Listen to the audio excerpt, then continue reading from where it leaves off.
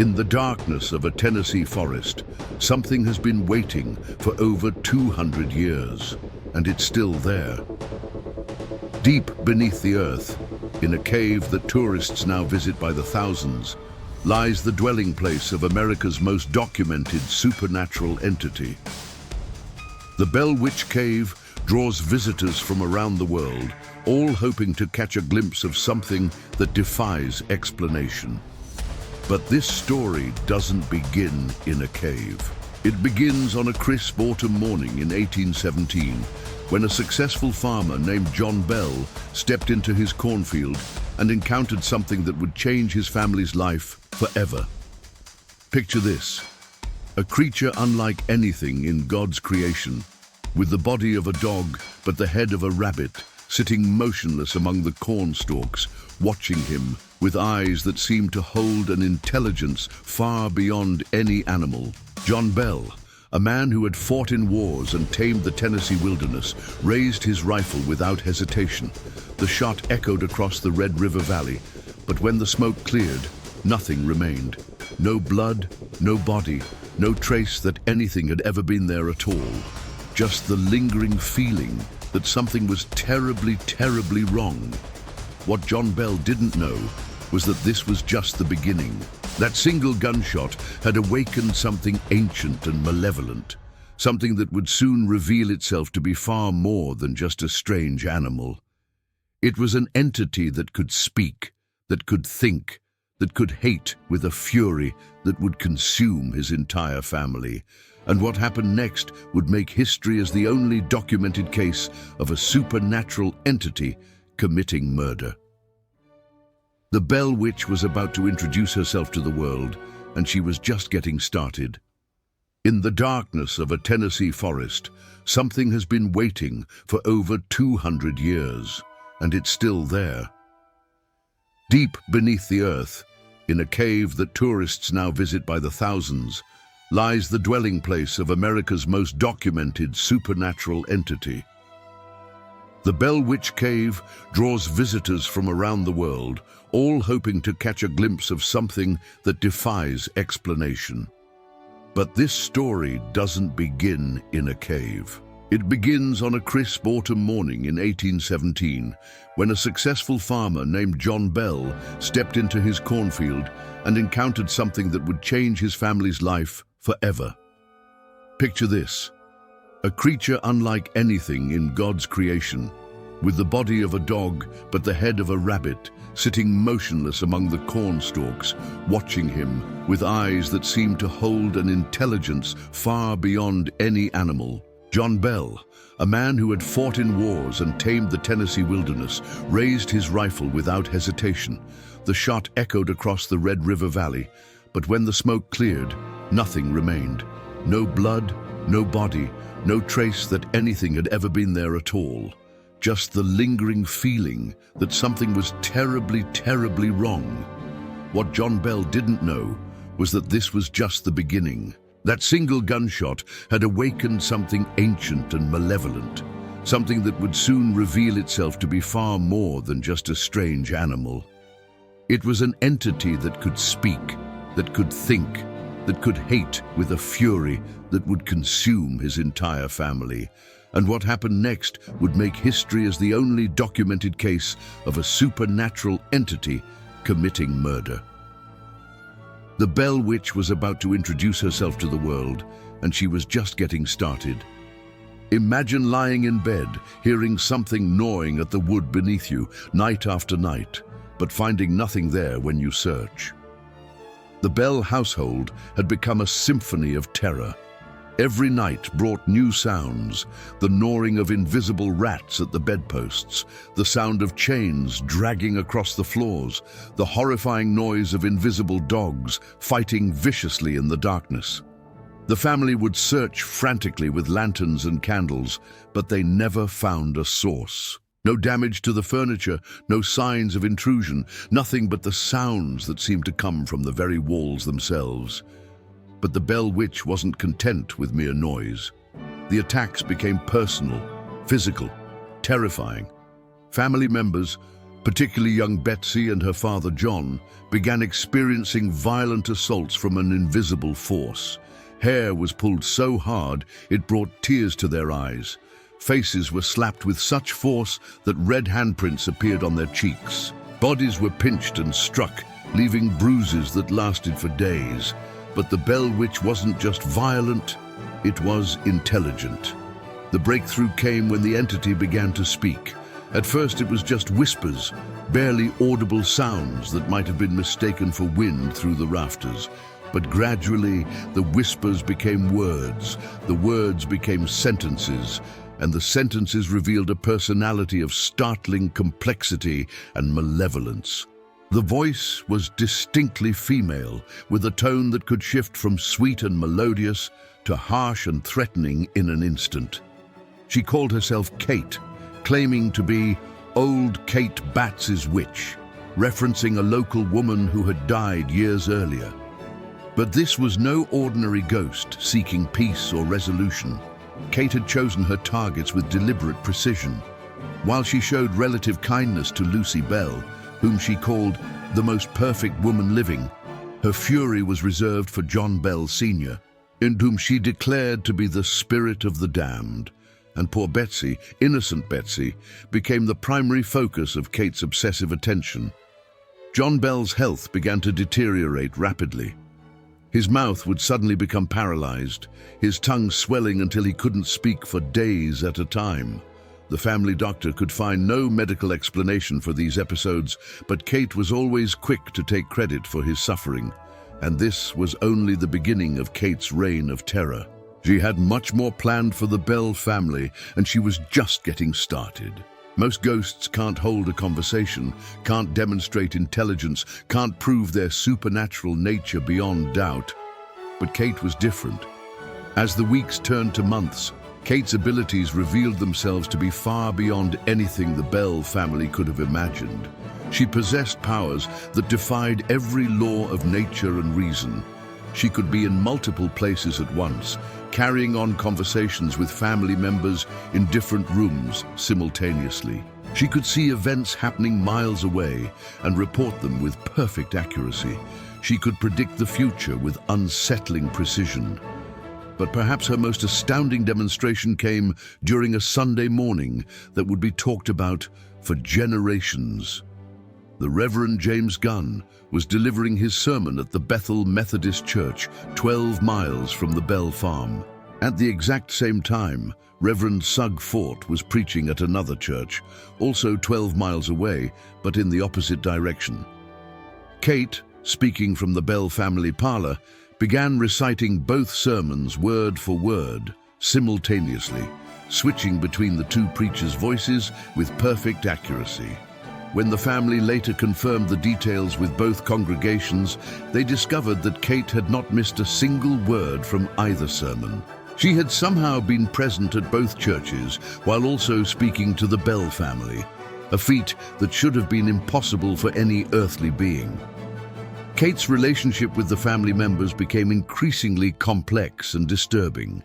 She showered Lucy Bell with praise and affection, often singing her beautiful songs and engaging in pleasant conversation.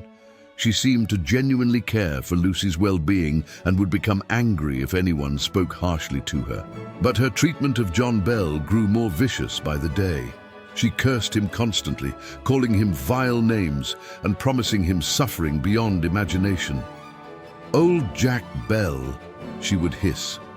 "I will torment you as long as you live, and I will kill you before I'm done with you." And then there was Betsy. Poor, innocent Betsy became the center of Kate's most disturbing obsession. The entity seemed to view the young girl as her personal property, becoming violently jealous of any attention Betsy received from others, particularly from young men who might be interested in courting her. But Kate's most terrifying ability was yet to be revealed. She had demonstrated that she could manipulate the physical world, that she could speak and reason and plan. The question that haunted the Bell family was simple and terrifying. If she could do all of this, what else was she capable of? The answer would come soon enough.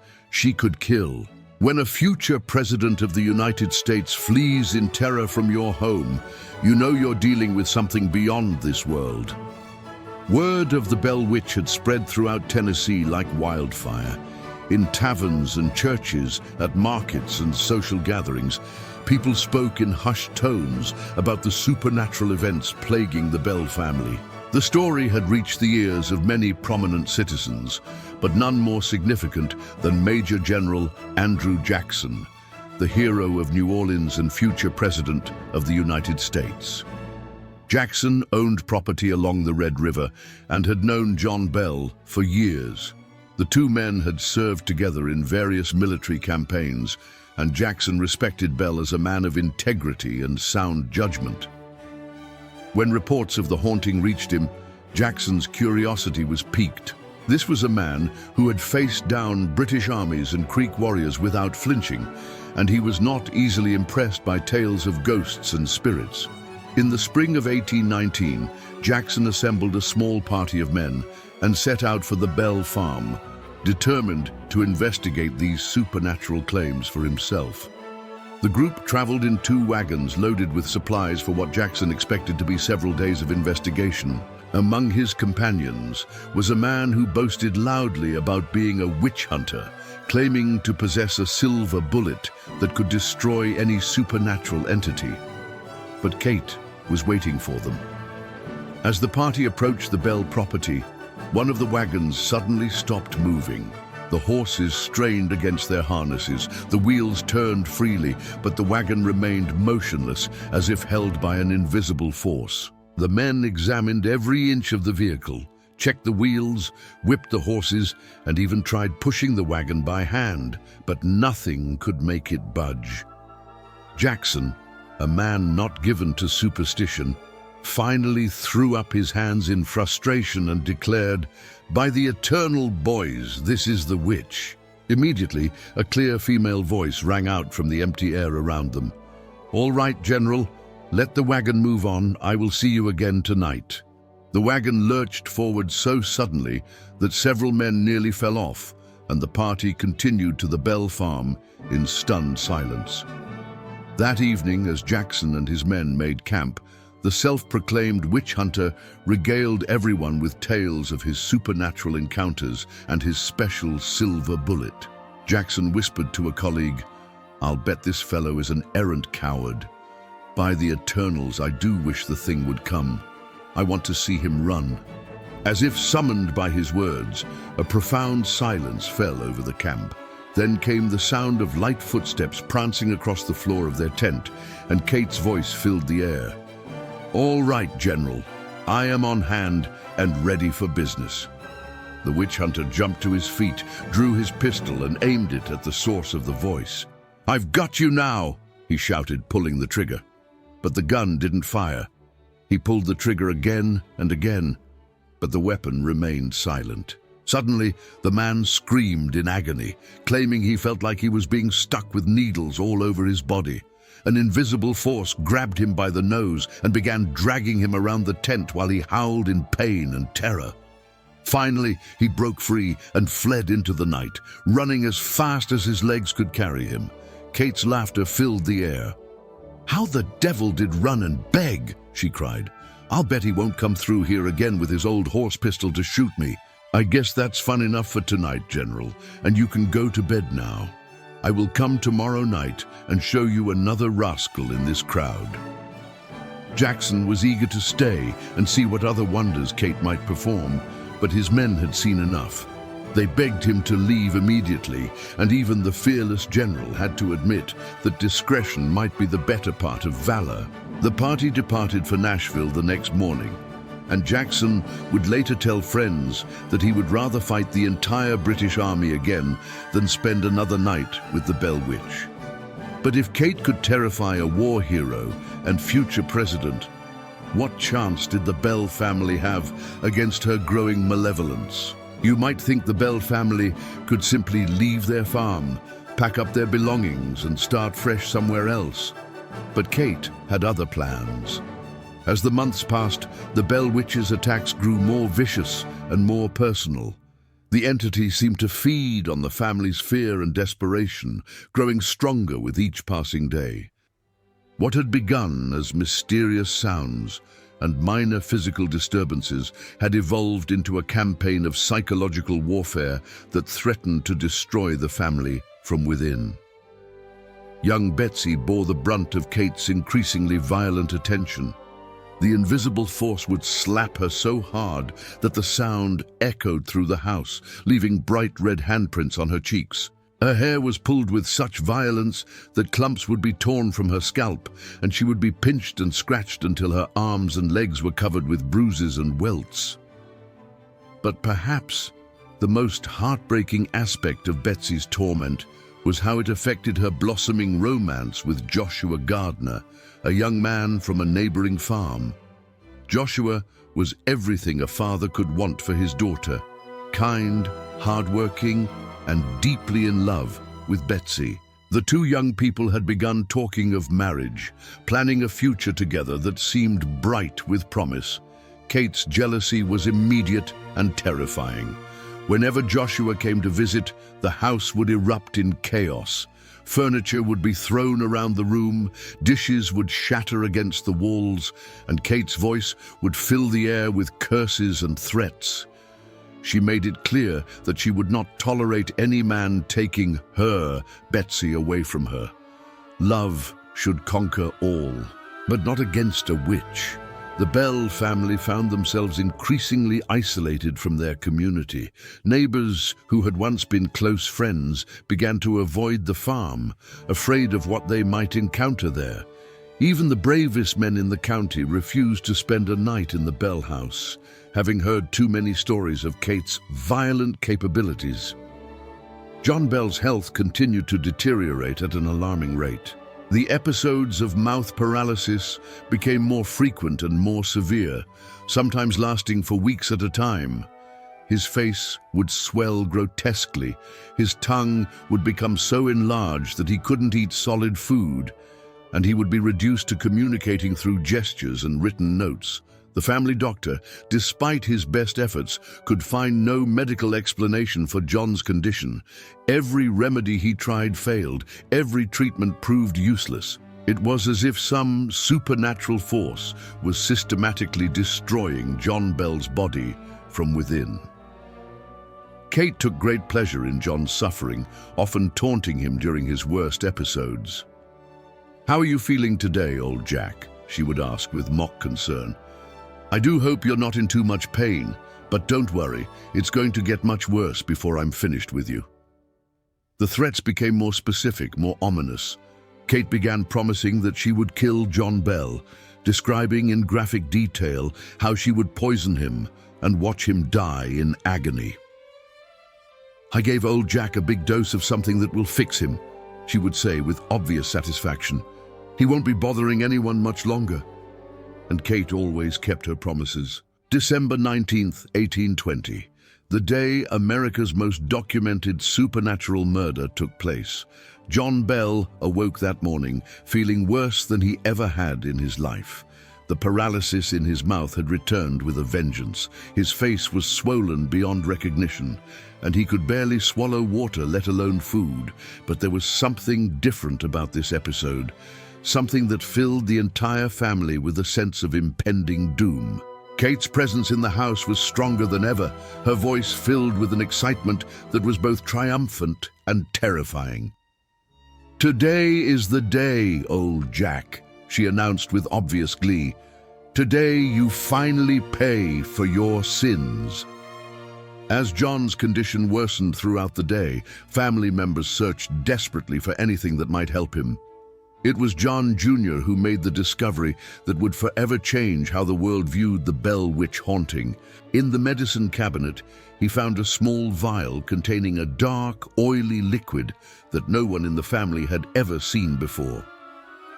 "What is this?" Lucy Bell asked, holding up the mysterious bottle. Kate's laughter filled the room. "I gave old Jack a big dose of that last night," she declared proudly. "It's the best thing for what ails him. He won't need any more medicine after today."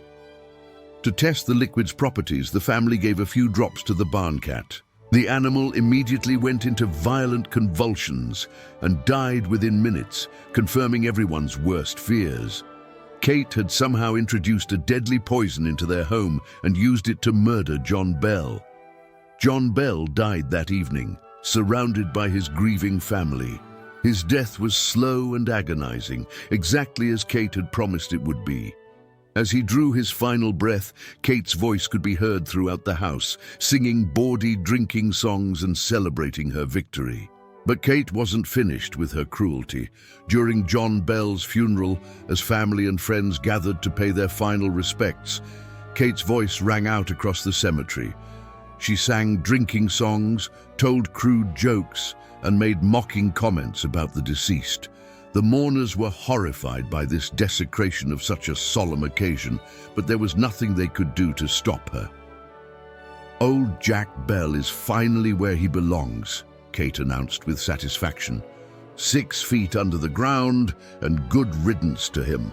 This was more than just a death. It was the only documented case in American history where a supernatural entity was officially blamed for a human death.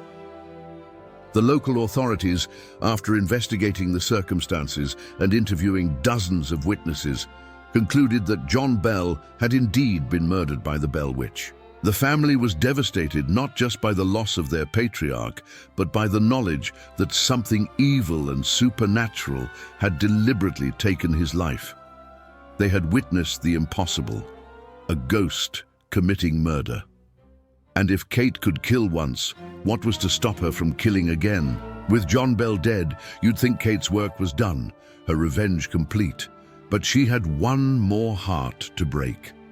In the weeks following her father's death, Betsy Bell found herself caught in an impossible situation. Her love for Joshua Gardner had only grown stronger during the months of Kate's opposition, but the witch's threats had become increasingly specific and terrifying. Kate made it clear that if Betsy married Joshua, she would kill him, just as she had killed John Bell. "That boy will never live to see his wedding day if you marry him," Kate warned repeatedly. "I'll poison him just like I poisoned your father, and you'll watch him die, knowing it's all your fault." The young couple tried to find ways around Kate's ultimatum. They considered eloping, running away to another state where the witch couldn't follow them. But Kate seemed to know their every thought, their every plan. She would appear wherever they tried to meet in secret, disrupting their conversations and threatening violence against anyone who helped them. Sometimes the greatest horror isn't death, it's living with what you've lost. The pressure on Betsy was unbearable. She was barely 18 years old, still grieving the loss of her father, and now faced with an impossible choice: marry the man she loved and watch him die, or sacrifice her happiness to save his life. The weight of this decision was crushing her spirit, aging her beyond her years. Joshua, for his part, was willing to face any danger for Betsy's sake. He loved her deeply and couldn't bear the thought of losing her to a supernatural entity. "I'm not afraid of any ghost," he declared bravely. "Kate can do her worst, but I won't let her destroy our love." But Betsy knew better. She had seen what Kate was capable of, had watched her father die slowly and painfully from the witch's poison. She couldn't bear the thought of Joshua suffering the same fate, especially knowing that his death would be her fault. The final confrontation came in early 1821. Kate appeared to Betsy in her bedroom, her voice more menacing than ever before. "Choose now, girl," the witch demanded. "End this foolish engagement, or watch your precious Joshua die in agony. I've been patient long enough." With tears streaming down her face, Betsy made the most difficult decision of her young life. She called off her engagement to Joshua Gardner, breaking both their hearts in the process. The young man was devastated, unable to understand why the woman he loved was pushing him away. But Betsy couldn't tell him the truth without putting him in even greater danger. Kate's satisfaction was immediate and obvious. "That's my good girl," she purred with mock affection. "You've made the right choice. Joshua Gardner was never worthy of you anyway." "Indeed, The broken engagement marked the end of Betsy's youth and innocence. She had sacrificed her chance at happiness to save the life of the man she loved, a decision that would haunt her for the rest of her days. Kate had achieved her ultimate victory. She had not only killed John Bell, but had also destroyed his daughter's future. But even Kate's malevolence had its limits. With John Bell dead and Betsy's engagement ended, the witch announced that her work was finished. "I will leave you now," she declared, "but I will return in 7 years to see how you're all getting along." The Bell family felt a mixture of relief and dread at this announcement. They were grateful that their torment was finally ending, but the promise of Kate's return hung over them like a dark cloud. Kate always kept her promises, and they knew that in 7 years she would be back. 7 years to the day since Kate's departure. She had returned just as she promised. Lucy Bell, now a widow living with her sons Richard and Joel, was preparing for bed when the familiar sounds began. The knocking on the walls, the scratching in the attic, the sound of invisible chains dragging across the floor. After 7 years of blessed peace, the Bell Witch had come back to the Red River farm. But this time, the family was ready. The years since Kate's departure had given the surviving Bell family members time to think, to plan, to prepare for this moment. They had learned valuable lessons during their first encounter with the supernatural entity, and they were determined not to repeat their previous mistakes. "We know you're here, Kate," Lucy Bell said calmly when the witch's voice first filled the house. "What do you want this time?" Kate seemed surprised by the family's composed reaction. In the past, her appearances had been met with fear, panic, and desperate attempts to appease her. This time, the Bells treated her arrival as an unwelcome but expected visitor. "I've come to see how you're all getting along," Kate replied, her voice lacking some of its previous menace. "I wanted to check on my old friends." But this time, the family was ready, and they had learned the secret to defeating her. The Bell family had discovered something crucial during Kate's absence. The witch fed on attention, on fear, on the emotional energy of her victims.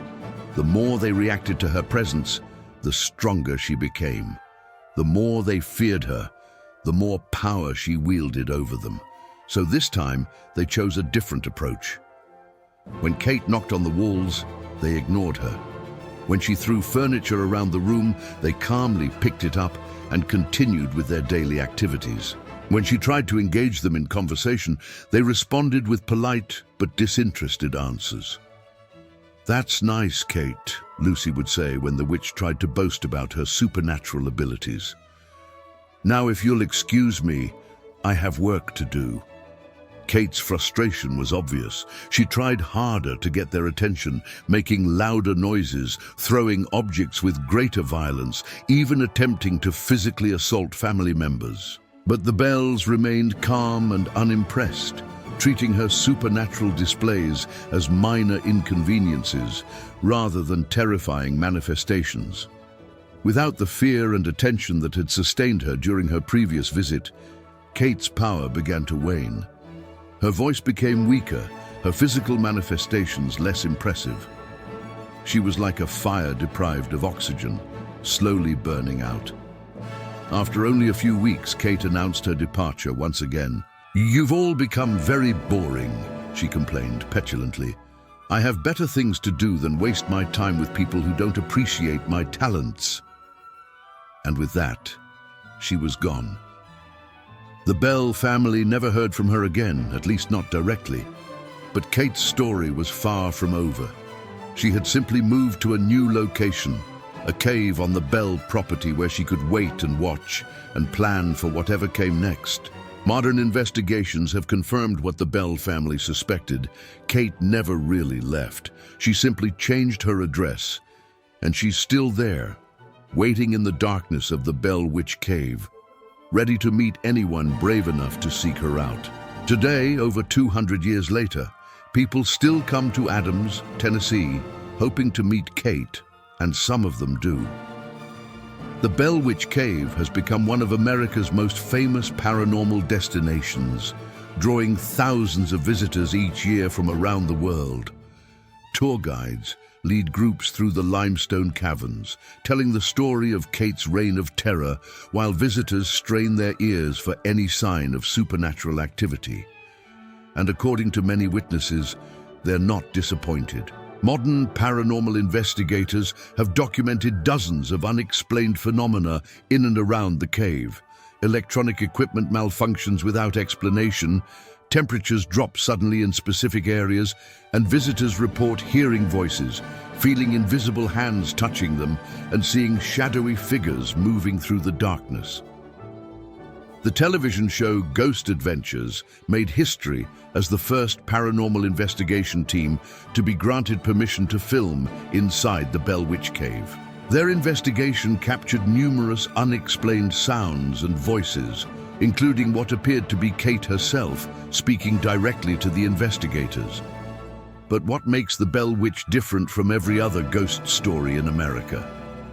The answer lies in the unprecedented level of documentation and witness testimony surrounding the case. This wasn't just a local legend passed down through oral tradition.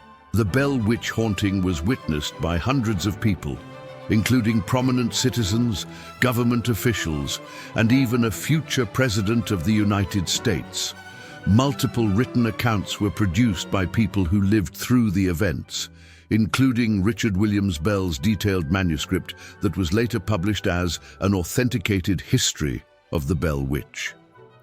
These documents provide a level of historical verification that is virtually unknown in other supernatural cases. Most importantly, the Bell Witch case remains the only documented instance in American history where a supernatural entity was officially blamed for a human death.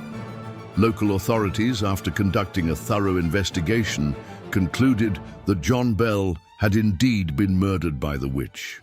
This official recognition gives the case a legitimacy that no other ghost story can claim. Modern scientists and skeptics have attempted to explain the Bell Witch phenomena through natural causes: mass hysteria, environmental factors, psychological manipulation, even ergot poisoning from contaminated grain. But none of these theories can account for all the documented evidence, particularly the supernatural abilities that Kate demonstrated in front of multiple witnesses. As Richard Williams Bell wrote in his manuscript, the mystery remains unsolved. Whether it was witchery, such as afflicted people in past centuries and the darker ages, whether some gifted fiend of hellish nature practicing sorcery for selfish enjoyment, or some more modern science, akin to that of mesmerism, or some hobgoblin native to the wilds of the country, or a disembodied soul shut out from heaven, or an evil spirit. I'm unable to decide, nor has anyone yet divined its nature or cause for appearing. The Bell Witch Cave continues to operate as a tourist attraction, offering guided tours and even overnight paranormal investigations for those brave enough to spend a night in Kate's domain. The cave's owners report that supernatural activity continues to this day, with visitors regularly experiencing unexplained phenomena. So the next time you're in Tennessee, if you're feeling particularly brave, you might consider paying a visit to the Bell Witch Cave. Take the tour, explore the limestone passages, and listen carefully to the darkness around you. You might just hear Kate's voice echoing through the caverns, welcoming you to her underground kingdom. But remember, if you do decide to visit, Kate is still waiting in those dark depths, just as malevolent and powerful as she was 200 years ago. She's had 2 centuries to perfect her craft, to grow stronger, to plan new ways of tormenting the living. And she's always looking for new victims to add to her collection. Just remember, Kate is still waiting.